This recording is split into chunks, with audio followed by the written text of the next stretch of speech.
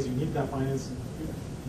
How did you A, locate it, and B, how did you go about approaching it? Do you want me to address this question as well? Or oh yeah, definitely. Those are two very different things. Right off the top, I mean, I have none of the background, but my immediate reaction is there's a fair amount of risk to your business to bringing a large enterprise in as an investor, because they could start to have real influence on the direction of the company, real influence on product development processes, etc., and that may or may not be advantageous for you long term.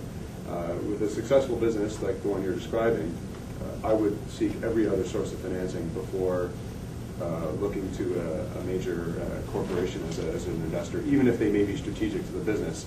If there is a strategic opportunity, I'd probably look at a way to silo that opportunity, that investment, that partnership, joint venture, however you can structure that, to make sure that there's no influence on the rest of your company, which by the description is a very successful organization, and big companies sometimes are not at all good for small companies. In terms of the broader question, raising financing, well, I was fortunate enough, certainly, that the government set up a policy to attract new competition in wireless, which I think most Canadians believe is really desperately needed.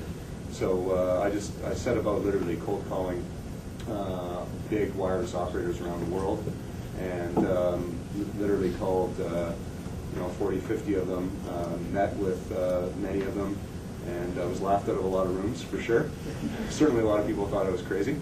And here domestically in Canada, I spent only a very short period of time looking for financing, because unfortunately a lot of the investment groups that have the potential to finance a new wireless company, our business plan is about $1.9 billion over 10 years.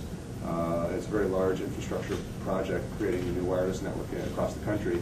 There's only a very small segment of investors in Canada that have the depth or the scope to make that kind of investment, and many of them are already significant shareholders in the other companies.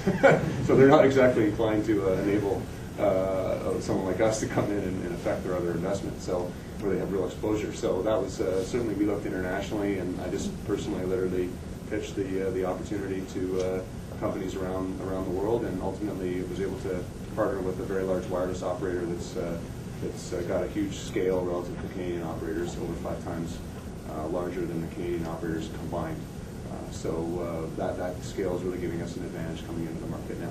But Tony, I know a little bit about your story, and I think the key there was that you personally looked up the numbers for telecom companies all over the world. You made the calls. You went through the receptionist and said, who's in charge of this or that? Who's in charge of infrastructure? How can I talk to them? And I think that's absolutely brilliant, because you did that work, and that's what more and more entrepreneurs have to be able to do, is get, plant their seat in the chair, sit at the desk, pick up the phone, and work it until they get some results. Thanks, Rick. That's true. I mean, it was not. As I say, we had a policy framework that was giving us an advantage. People want competition in Canada, but yeah, it was not. I consider myself a good salesman, but I'm not, the best out there by any means. And there's really just a good salesman is the person who makes the calls, though. Yeah, that's it. Yeah, the activity was there for sure.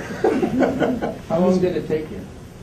Well, the government announced the rules in late November of 2007, and so I started from that point. It was like December 1st, 2007, and I had raised a total of about $700 million. Well, $250 million by March, and $700 million by July. And you had all private. And you had a great thing. One of the comments I see here was that silo, because all SMEs are worried that I'm going to be swallowed. This guy's like, so what did you do in this case? And how did they stopping this guy just from coming in?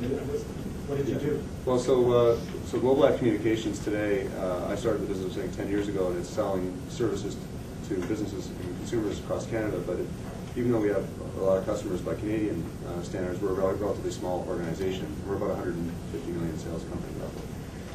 So that's very small relative to obviously the 1.9 billion business plan. So we set up a new company for wireless, and that company is being capitalized heavily to do this infrastructure build. So I guess on the point of siloing, it really gives me an opportunity to continue to grow my business. We're obviously interconnected and interrelated, and I'm obviously very excited to sell my customers wireless.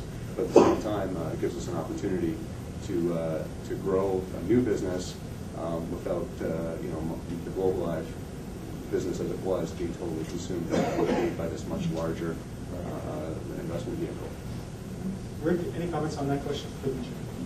Well, I think there's a lot of money available in Canada for good ideas, and it's a matter of locating it. How do you locate it? Well, the friends and family is a step that a lot of people skip, and they don't approach that